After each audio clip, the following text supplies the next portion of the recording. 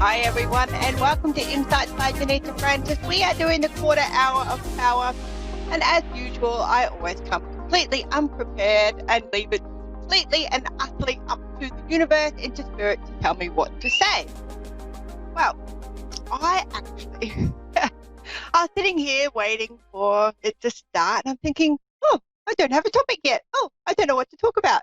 And I actually love that because it's not terrifying. It means that everything is not scripted and it comes straight from the heart and it comes straight from what I'm feeling and how I'm seeing things and my observations.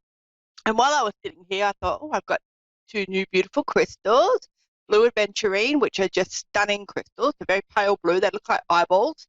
And then I looked over to my right and thought, there's Trish Rock's Oracle deck. I'll have a little play with that. So I pulled it out. And Trish actually sells these. So if you haven't got your own deck, do it.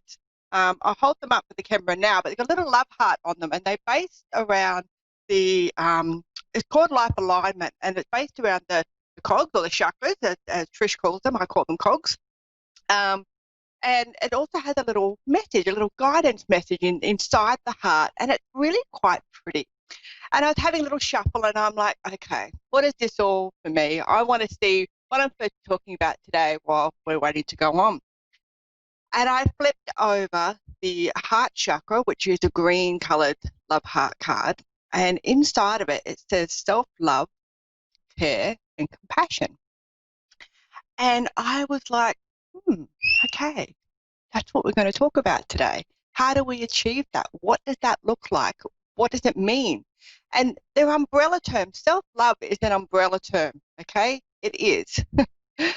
We can get the gist of what self-love is and care and compassion, but they are umbrella terms. And the reason why I use that expression to explain it is because everybody learns compassion in a different way. It kind of has a similar meaning for people, but how we display it, how we give it, how we earn it, how we accept it, it's very different, and it's based on our experiences and what we've learned so far in our lives, what we haven't learned yet. Whether people have been compassionate towards us, how they displayed their compassion. Did we pick that trait up, especially when you're growing up? If you've got, two pretty rough parents or two super sensitive, gentle, beautiful, loving, nurturing parents, you're more likely to understand compassion on a different level than what you were growing up in my household, where there was no compassion. So it's sometimes as adults we learn how to do these things. I know I'm 43, so self-love, if you had have said to anybody, 20 years ago, you need to practice self-love, they would, in Australia especially, say that you're up yourself, which means that you're a snob, get a grip, pull your head out of your butt, a whole bunch of stuff. Do you leave kiss marks on your mirror every morning? You would get teased about that whole expression of self-love. And thankfully, the world's wised up to that now. We understand that self-love is not being completely and utterly, totally head over heels in love with ourselves. It means that we're okay and comfortable and confident putting some boundaries in place on how we want to be treated by others, and also how we want to be treated by ourselves, and also how we interact with others. There's no point wanting all these beautiful souls around you if you're a bit of a rat bag. It's not going to work like that. You're going to attract other rat bags, so you learn what it's like to be treated in that manner. So for me, self-love, care, and compassion was something that came very late in my life. I didn't learn that until really less than 10 years ago. And the reason for that, even though I've been doing this job, this style of work for such a long time, I was really good at doing it for others. Had no idea how to do it for myself. Had no idea that self-care meant that it was okay to say no, or that it was okay to say, I'm tired, or I can't do that right now. Can we book it in for another time? I never knew that that was a portion of self-love and care and compassion.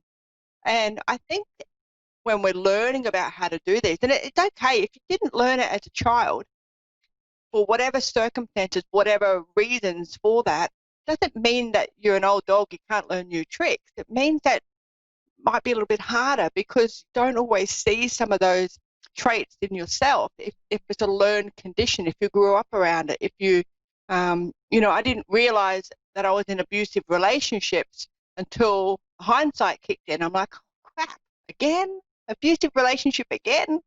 So, and then once I started working on myself and my self-care and my self-love and having compassion for myself, my boundaries got stronger.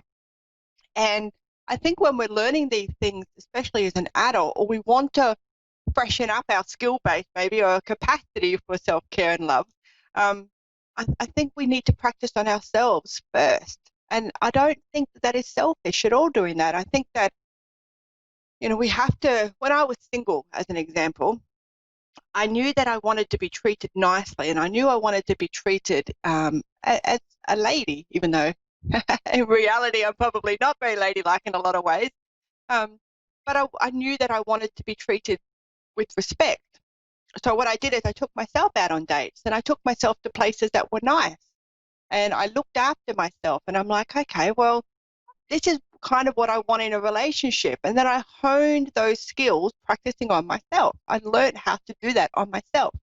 And then I started the dating scene. And then when I started dating other people, about 31st dates, to be honest, then I had to practice those skills. And the reason why there were 31st dates is because I was really looking for someone who was honest. I had put up with people telling little white lies that festered into bigger lies, that festered into great, big, dirty, fat, hairy lies. And I didn't want to do that again. I was looking for a style of man or a style of partner that was honest and that had integrity and had loyalty. So I had to learn how to have those three traits within myself. And wasn't that I wasn't loyal or I was a commitment phobe or that, I didn't have honesty and integrity in my previous relationships. However, when someone crossed those boundaries of mine, I allowed them to do it. I forgave them. I thought, oh, okay, well, I understand. Let's just stay in a relationship. Let's just stay where it's safe. Let's not me have boundaries or self-respect or self-care and compassion and love for myself. And I'll put up with the nonsense that comes along with being cheated on and being deceived and that lack of integrity and honesty and transparency. So for me, dating those 30 guys or going on, some of the dates lasted less than 3 minutes, I can tell you now, but going out and meeting those people really allowed me to freshen up and hone and understand where my boundaries were.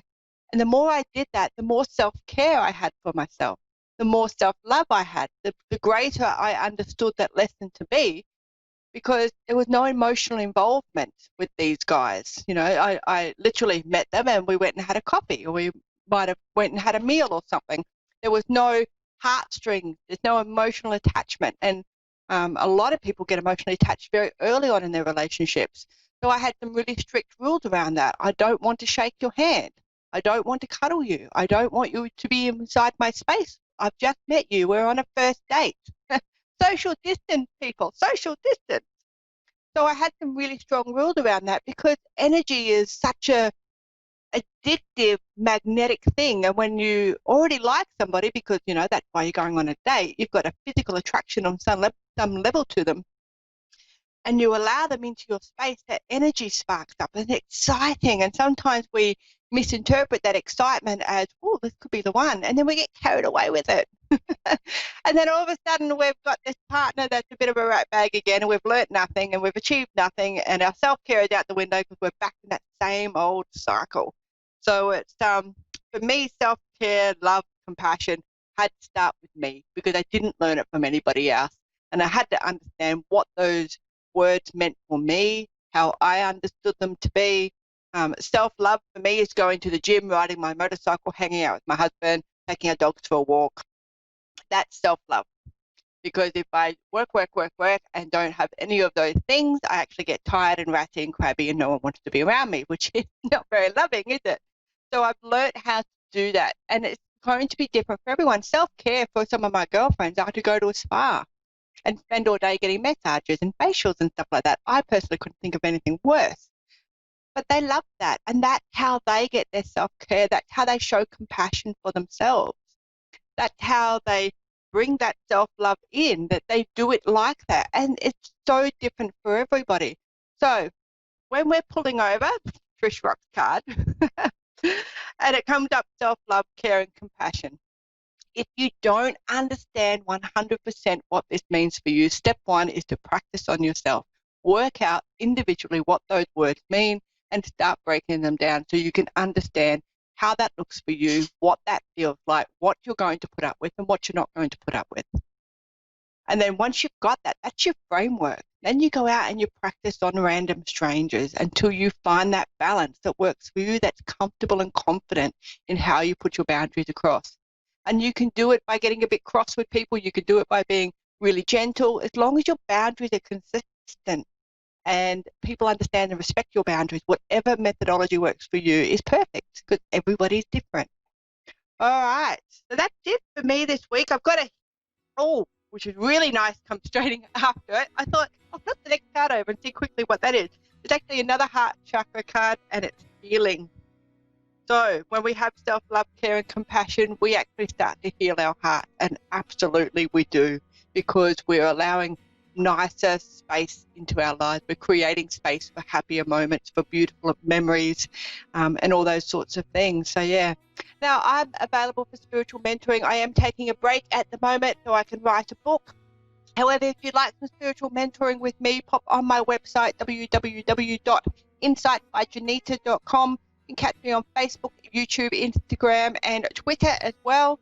And you can always book in with me. I do use a range of modalities to be able to tap into that. So I will use psychic medium stuff, also use auric cleansing and auric reading. I check right into it, talk to spirit guides, talk to entities, and then we work out what's the best way forward for you.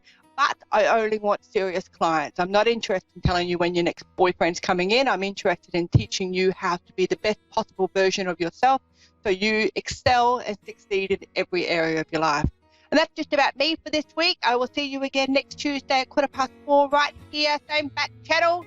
And I am Johnita Francis. Thanks very much for coming along. Bye for now.